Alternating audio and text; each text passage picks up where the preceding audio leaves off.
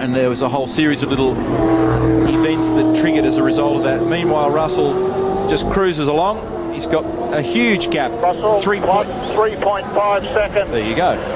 Thanks for explaining. And that's a pretty handy lead, and I'd say that that's extended. In fact, it has. The official timing now as he crosses the line shows that he pulled more time on that lap out to 4.2. So that car works well in the wet and the dry, and we need to log that in our minds for a little later in the year. He's also got clean air, which is a critical thing, and the fastest man on the road at the moment is actually David Bernard, who's moved up to third, and then Dumbrell runs wide into the kitty litter.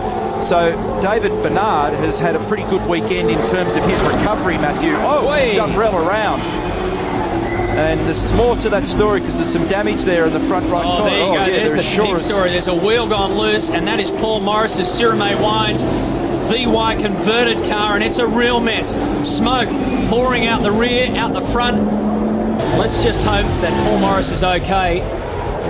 It's a huge shunt. That's big time. Front left wheel and bits of the wishbone and brake ducting have all gone, and the red flags come out. So just, this has happened before here in this event on Sunday morning, where it's turned into something of a catastrophe. So the red flag goes out.